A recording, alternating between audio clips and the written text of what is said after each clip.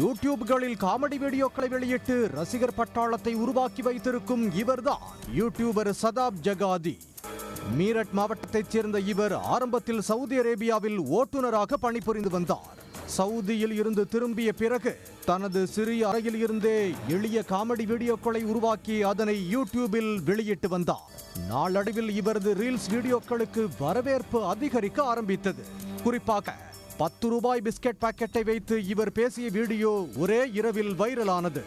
இந்த வசனத்தை வைத்து பல சினிமா பிரபலங்கள் மற்றும் கிரிக்கெட் வீரர்கள் ரீல்ஸ் செய்துள்ளனர். இவருக்கு இன்ஸ்டாகிராம் மற்றும் யூடியூபில் மட்டும் சுமார் 40 லட்சம் ஃபாலோயர்ஸ்கள் உள்ளனர். இணையத்தில் கிடைத்த புகழை தொடர்ந்து துபாயைச் சேர்ந்த பிரபல தொழிலதிபர்களான ஜம்சம் பிரதர்ஸ் இவருக்கு துபாயில் ஒரு ஆடம்பர வீட்டை பரிசாக வழங்கினர். இப்படி மிகவும் பிரபலமான இவர் மீது பெண் ஒருவர் பரபரப்பு புகாரை அளித்துள்ளார். ஜார்க்கண்ட் மாநிலத்தைச் சேர்ந்த பெண் ஒருவரின் அறிமுகம் சதாப் ஜகாதிக்கு கடந்த 1.5 ஆண்டுகளுக்கு முன்பு கிடைத்துள்ளது. அப்போது அவரிடம் ரீல்ஸ் வீடியோக்களில் நடிக்க வாய்ப்பு தருவதாக சதாப் ஜகாதி நம்பிக்கை அளித்துள்ளார். இதையடுத்து அந்த பெண் கடந்த 1.5 ஆண்டுகளாக சதாப் ஜகாதியுடன் இணைந்து ரீல்ஸ் வீடியோக்களை உருவாக்கி வந்துள்ளார். இந்த நிலையில்தான் சதாப் ஜகாதி மீது பரபரப்பு புகாரை காவல் நிலையத்தில் அவர் கொடுத்துள்ளார்.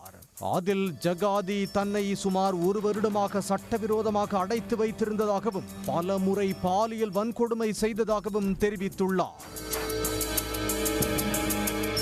ஜகாதி தன்னுடைய வீடியோ ஒன்றை பதிவு செய்து வைத்துள்ளதாகவும் அதை இணையத்தில் பரப்பி விடுவதாக கூறி தன்னை மிரட்டி பணிய வைத்ததாகவும் அவர் குற்றம் சாட்டியுள்ளார்.